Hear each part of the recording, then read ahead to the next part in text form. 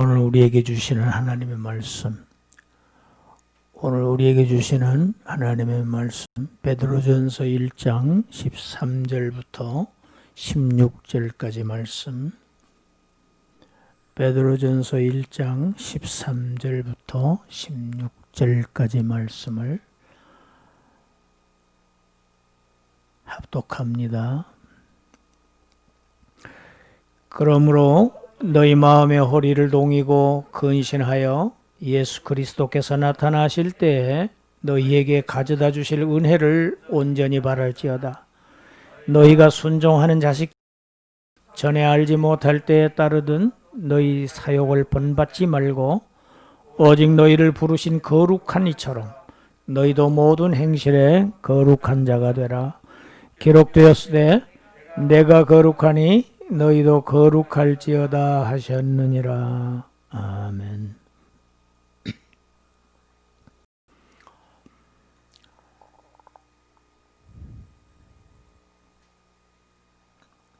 거듭난 성도들은 하나님으로부터 말할 수 없는 큰 은혜와 특권을 받은 사람들이다.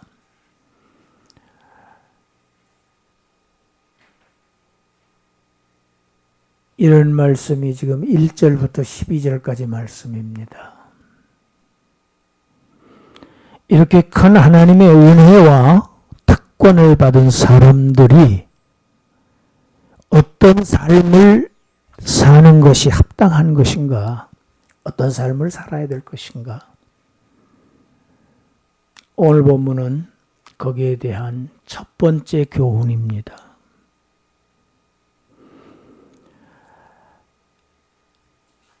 마음의 허리를 동이라고 성경은 말씀합니다. 마음의 허리를 동이라고 하는 그 자체가 비유지요. 영적인 의미지요. 내적인 의미지요. 여러분, 우리가 중요한 일,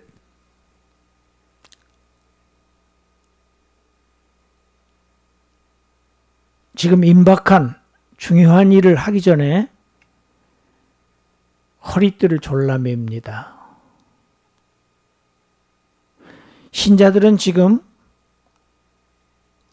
가장 중요한 일, 가장 시급한 일을 지금 앞두고 있는 사람들이 신자들입니다. 그 일을 위해서 먼저 준비되어야 할 것은 내면적인 일입니다. 영적인 일입니다. 영적으로 긴장해야 된다는 이야기입니다. 방심해서는 안 된다는 이야기입니다. 이것이 마음의 허리를 동이라는 의미입니다. 그리고 근신하여, 여기서 근신한다고 하는 이 단어의 뜻은 술 취하지 말라는 뜻입니다. 절제하라는 뜻입니다. 신자들은 지금 아주 긴박하고 중요한 일을 앞두고 있는 신자들은 내적으로는 영적으로 긴장하는 자세를 취해야 되고 외적으로는 근신하는 삶을 살아야 한다. 이 얘기는 오늘 신자들이 처하고 있는 상황과 밀접한 관계가 있는 말씀입니다. 왜 근신해야 하는가? 우리가 살고 있는 세상이 너무 많은 유혹들이 우리를 넘실거리면서 우리를 유혹하고 있는 것이 이 세상입니다. 성도를 유혹하는 세상에서 성도들은 살아야 합니다. 그래서 절제하는 삶이 필요합니다. 흐트러진 생활을 해서는 안 된다는 이야기입니다. 새 속에 물들어서는 안 되고 절제하고 경계하는 삶을 살아야 한다. 왜 그래야 되는가? 왜 마음의 허리를 동이고 근신해야 되는가? 주님께서 다시 오시기 때문이다. 마음의 허리를 동이고 근신해서 주님 오실 때 그 주님께서 너희에게 가져다 주실 그 은혜, 그 영광을 온전히 바라보고 거기에 대비한 삶을 살아야만 한다. 제가 어렸을 때만 해도 교회에서 주님의 재림에 대한 설교를 많이 들었습니다.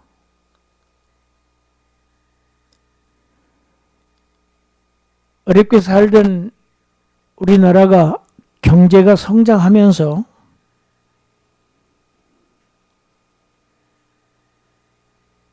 점점 교회도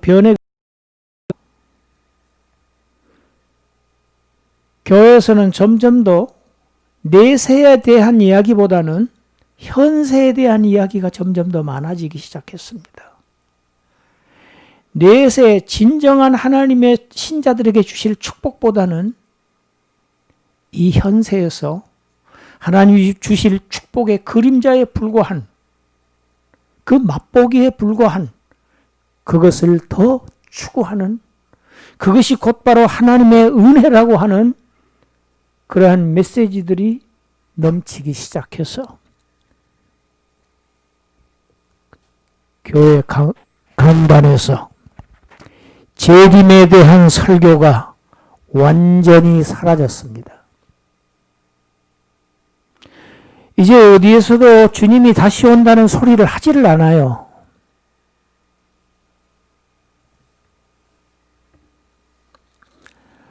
이렇게 오늘날 주님 다시 오실 이 엄중한 사실에 대한 설교는 들을 수 없을 뿐만 아니라 혹시 있다 치더라도 오늘날 신자들은 들으려고 하지를 않습니다.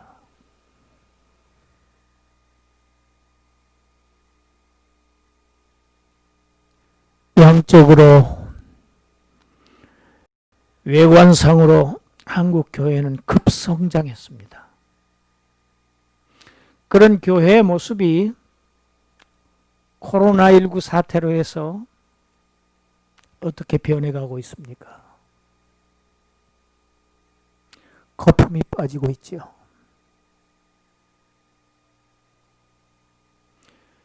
그것이 모두 다 거품이었다고 하는 것을, 허망한 것이었다는 것을 지금까지 강대상에서 외쳤던 번영의 복음들이 신자들이 추구해왔던 현세의 번영이 얼마나 부질없고 얼마나 허망한 것이었는가. 교인들의 숫자가 엄청나게 줄었습니다.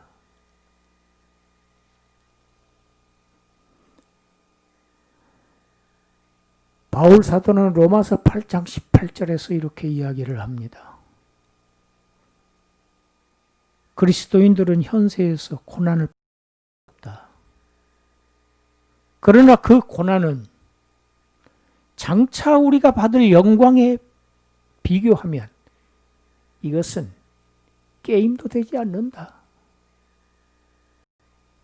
비교도 되지 않는다. 오늘 베드로 사도도 같은 말씀을 전하고 있습니다. 현세에서 고난받고 있는 성도들을 향해서 이런 고난, 우리 주님 오셔서 그때 우리에게 가져다 주실 그 은혜, 그 영광에 비하면 이런 것은 아무것도 아니다. 그러하니 믿음을 가지고 영적인 준비를 단단히 하고 깨어 있어서 이 세상의 헛된 풍속에 휩쓸려 가지 말고 동화되지 말고 구별된 삶을 살아라. 세상에 살지만 세상 사람이 아니다. 너희는 하늘에 속한 자들이다. 주님이 지금 데리러 오셔서 거기를 가야 될 사람들이야. 이 땅에서의 삶은 일시적인 삶이고 우리는 여기에 영주권을 가진 사람들이 아니고 일시적 체류자들에 불과해. 그러니 신랑 되신 주님을 맞을 준비를 준비하고 살아야 한다. 왜 예수 그리스도의 재림이 중요한가?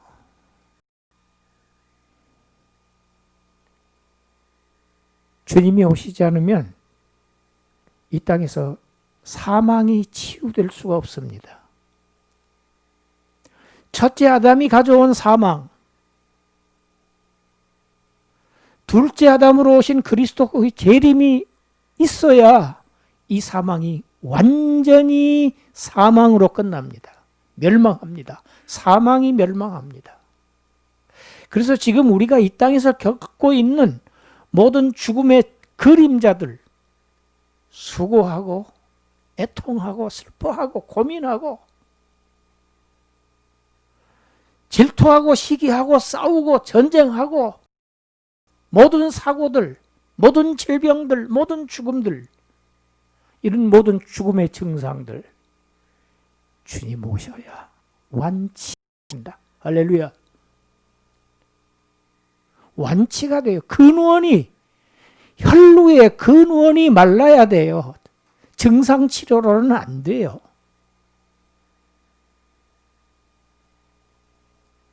주님만이 치료하는 광선이시고 마지막 성경 요한계시록이 말씀하고 있습니다. 둘째, 왜 주님께서 오셔야 되는가? 주님 오셔야만 저와 여러분들의 구원이 완성되기 때문입니다. 우리는 구원을 받았습니다. 그러나 그 구원은 이제 완성되어야 됩니다. 완전하게 되어야 됩니다. 지금은 우리는 의롭다고 여기심을 받았습니다. 그러나 아직 완전히 거룩하지 못합니다.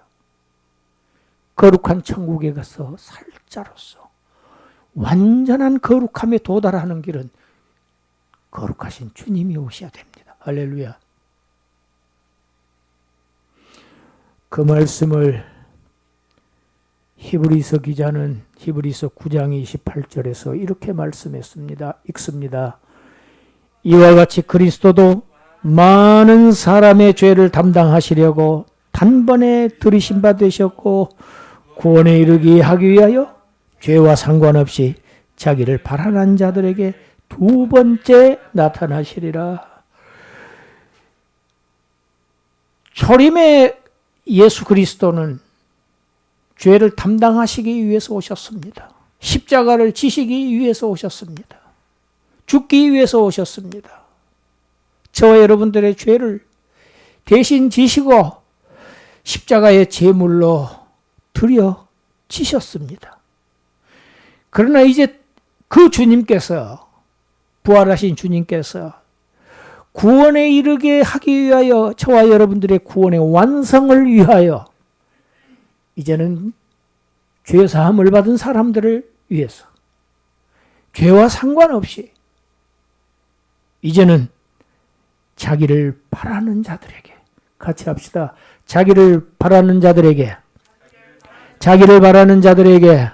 두 번째 나타나시리라. 할렐루야. 여러분, 바라는 자들에게 나타나셔요. 기대하는 자들에게, 믿는 자들에게, 간절히 소망하는 자들에게 주님은 나타나셔요.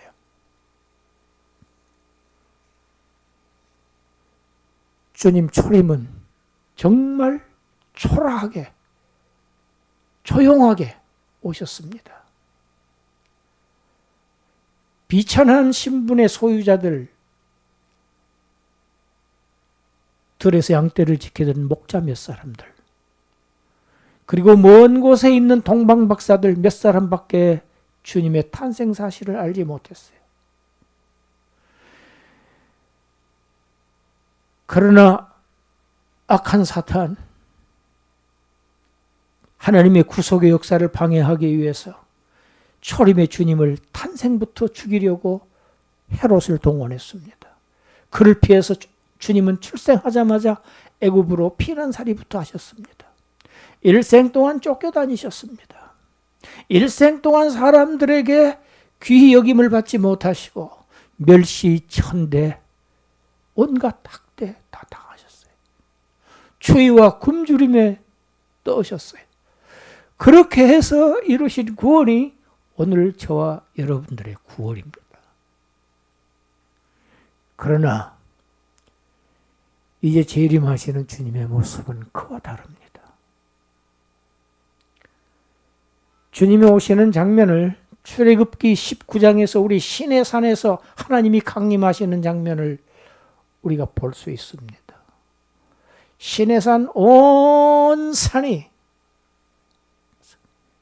구름으로 뒤덮입니다. 연기로 자욱합니다. 그리고 불 가운데서 나팔 소리 가운데서 그 시내산 전체가 진동을 합니다. 흔들립니다. 저는 오래전에 시내산을 직접 제 발로 걸어봤습니다. 정상에까지 올랐습니다. 하나님이 임하셨던 그 산, 그 정상에 선 순간 심장이 떨렸어요. 실제로 성지 순례를 하는 과정에서 시내산 등반 과정에서 놀라운 기적적인 체험을 하시는 분들도 상당히 있다고 들었습니다. 나팔 소리에 그 어마어마한 큰 산이 진동을 한 거예요. 여러분, 지진이 날 때 생각하면 되십니다. 그때 시내산 꼭대기에 여호와 하나님께서 강림하셨습니다. 백성들은 올라갈 수가 없었어요. 무섭고 두려워서 벌벌벌벌 떨었어요. 그래서 하나님께서 중턱에 머무르게 하라고 모세에게 명하셨습니다. 이제 다시 오실 주님, 어떻게 오실 것인가? 마지막 성경 계시록 1장 7절 읽습니다. 볼지어다 그가 구름을 타고 오시리라. 각 사람의 눈이 그를 보겠고 그를 찌른 자들도 볼 것이요 땅에 있는 모든 족속이 그로 말미암아 애곡하리니 그러하리라. 아멘. 땅에 있는 모든 족속이 주님 재림하실 때 통곡하는 일이 벌어진다고 성경은 예언하고 있습니다. 호령과 천사장 소리, 하나님의 나팔 소리로 온 천지가 진동할 때 그 가운데서 영광 중에 천하 만민이 다 볼 수 있도록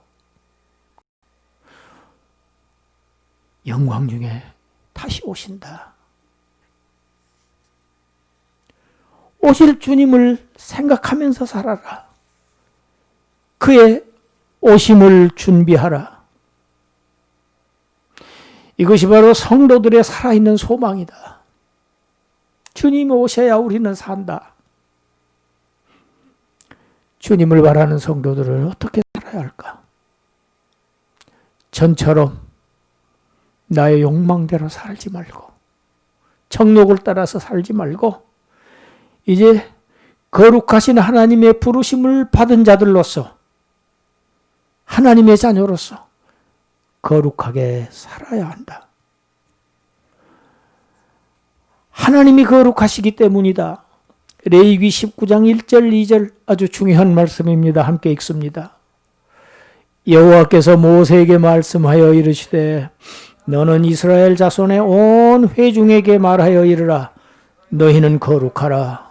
이는 나 여호와 너희 하나님이 거룩함이니라. 하나님이 거룩하시기 때문에 하나님께서 택하신 백성, 하나님으로부터 나음을 받은 하나님의 백성들, 하나님의 자녀들은 거룩해야 된다. 하나님께서 구약의 이스라엘 백성을 택하셔서 주변 나라들과 구별하여 거룩하게 하셨습니다. 이 거룩이라는 단어의 의미는 구별한다는 의미입니다. 구별되었다는 의미입니다. 이스라엘 백성은 주위의 백성들과 다른 점이 있었습니다. 특별히 달랐습니다. 주변의 민족들은 여호와 하나님을 믿지 않았어요.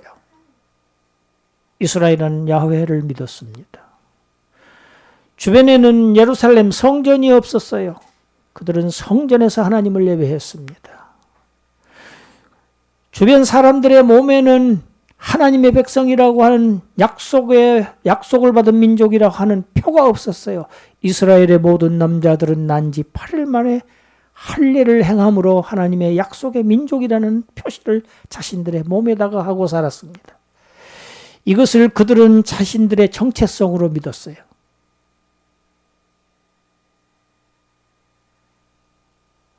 이스라엘을 주변 나라들 백성들과 별도로 구별하셨던 하나님께서 이제 우리를 세상에서 구별하셔서 하나님의 형상으로 지으신 것은 하나님을 나타내게 하려고 하신 것이다. 하나님을 반영하려고 하신 것이다. 하나님을 알게 하시기 위한 것이다. 그렇기 때문에 하나님의 백성들의 도덕적인 기준, 도덕적인 표준은 이 세상의 어떤 현자로 어떤 위대한 사람도 성인도 아니고 오직 그 기준은 하나님 자신이어야 한다. 우리들의 표준은 하나님께서 하나님 자신에다 두고 계십니다. 이것이 저와 여러분들에 대한 하나님의 목표치입니다. 하나님께서 우리를 부르신 것, 그것은 우리를 거룩한 존재로 삼아서 새롭게 창조하셔서 하나님과 영원히 함께 살 수 있게 하시기 위한 것이었기 때문에 우리가 조금 전에 찬송했습니다. 거룩한 자가 아니면 거기에 갈 수가 없습니다. 거룩한 자가 아니면 천성길을 걸을 수가 없습니다. 예수님께서 제자들에게 재림을 준비하라고 하신 말씀을 비유로 들었던 것이 마태복음 25장입니다. 10 처녀가 등을 들고 신랑을 기다립니다. 5은 등에 기름이 있습니다. 5은 등에 기름조차도 없이 기다리고 있습니다. 오늘날 교회 안에 외형적인 신자가 있습니다. 동시에 하나님과 영적인 관계가 잘 유지되고 있는 참된 신자가 함께 교회 안에 있습니다. 하나님의 밭에는 알곡과 지금 가라지가 동시에 함께 자라고 있는데 하나님께서 가라지를 뽑지 말라고 하십니다. 왜? 알곡이 상하기 때문에. 때가 되면 하나님께서 제하신다고. 이 10 처녀 아무리 기다려도 신랑이 오지를 않습니다. 그래서 졸기 시작합니다. 마침내 다 잡니다. 등에 기름이 없는 5 처녀만 졸았던 게 아니고 기름을 준비했던 5 처녀들도 함께 졸았습니다. 함께 잤어요. 쿨쿨 잤습니다. 여러분, 신랑은 밤중에 옵니다. 이스라엘의 혼인예식입니다. 유대 혼인예식. 신랑은 밤중에 오게 되어 있습니다. 신랑을 맞으러 나오라 하는 호령 소리가 들리자 잠에서 깨서 이 10 처녀들 허둥대기 시작합니다. 기름이 없는 5 처녀, 그때서야 기름을 사러 갑니다. 이미 늦었습니다. 잔치는 시작되고 문은 닫혔고 사러 갔던 5 처녀들은 잔치에 참여하지 못하고 맙니다. 이와 같이 너희도 신랑이 오실 때를 기다리라. 여러분, 저와 여러분들이 살고 있는 현세가 밤중입니다. 온 세상 캄캄합니다. 다 졸고 있습니다. 교회에서도 재림 설교 안 합니다. 관심 없습니다. 오늘을 살기에 너무 바쁘고 너무 급박하고 이것이 더 중요합니다. 그래서 중요하고 정말 큰 일을 잊고 삽니다.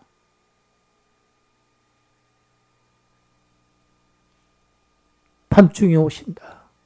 갑자기 오신다. 자지 말고 졸지 말고 깨어서 준비하고 그를 맞이할 수 있는 준비를 하고 기다려야 한다.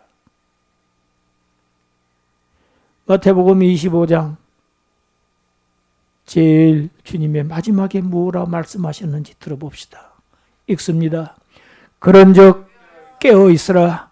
너희는 그 날과 그 때를 알지 못하느니라. 그런즉 깨어 있으라. 이게 근신하랍니다.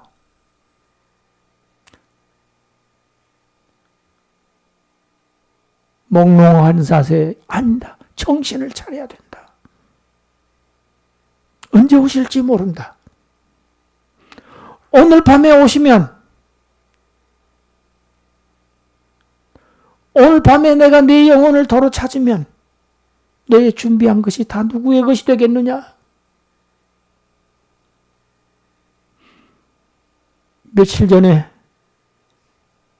대한민국의 대체벌이 세상을 떠났습니다. 원불교의 제 노분이 와서 장례식에 가는 걸 TV로 보았습니다. 저도 그분의 발인 하루 전에 그 병원을 갔었습니다.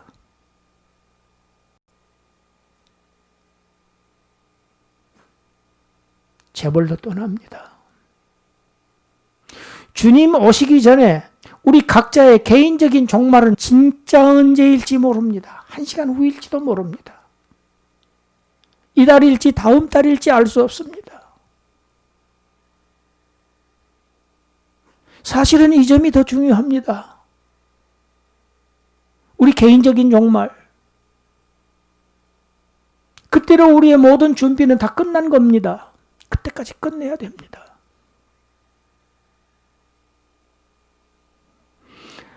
사도 바울은 에베소 성도들에게 이렇게 써서 보냈습니다. 에베소서 5장 8절부터 14절까지 함께 읽습니다. 너희가 전에는 어둠이더니 이제는 주 안에서 빛이라. 빛의 자녀들처럼 행하라. 빛의 열매는 모든 착함과 의로움과 진실함에 있느니라. 주를 기쁘시게 할 것이 무엇인가 시험하여 보라. 너희는 열매 없는 어둠의 일에 참여하지 말고 도리어 책망하라. 그들이 은밀히 행하는 것들은 말하기도 부끄러운 것들이라.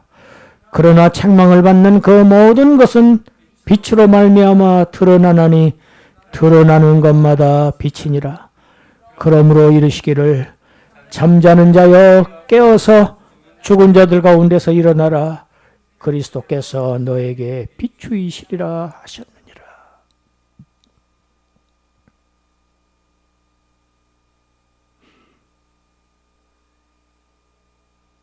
빛의 자녀로 살지 못할 때 하나님은 우리를 가만히 두시지를 않습니다. 책망하십니다. 징계하십니다. 왜 징계하시는가? 자녀이기 때문에, 사랑하시기 때문에 징계하십니다. 책망하십니다. 여러분, 내 자녀가 아니면 길거리에서 담배를 피워도 아무도 얘기하지 않아요. 관심 없어요. 왜 책망을 하는가? 결국은 회복시키기 위해서, 빛으로 나게 하기 위해서 책망하시는 것입니다. 잠자는 자여 깨어서 죽은 자들 가운데서 일어나라. 일어나라. 하나님께서 어둠과 죽음의 그늘에 앉아 있었던 저희들을 불러내서 빛의 자녀로 삼으셨습니다. 그런즉 깨어 있으라. 어두움의 자식들이 아니고 이제는 빛의 자녀들이다. 준비하고 바라고 기다리라. 주님 곧 오신다. 빛의 자녀들로서 아버지의 이름이 거룩히 여기심을 받도록 그런 삶을 삶으로 다시 오실 주님의 영광에 그 크신 은혜에 기쁨으로 참여하시는 그러한 저와 여러분이 되시기를 주님의 이름으로 축원합니다. 기도합니다. 하나님, 그날과 그 때를 예비하라.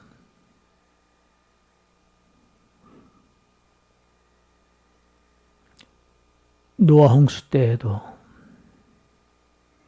하나님께서는 120년 동안이나 기다리시면서 노아를 통해서 복음을 전파하셨지만 아무도 귀 기울이지 않고 심판이 임박했는지도 알지도 못하고 시집가고 장가가고 심고 거두고 집을 짓고 일상생활하기에 여념이 없었습니다.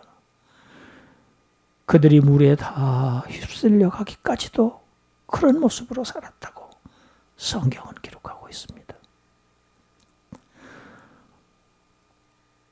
오늘 말씀 깨어있어라.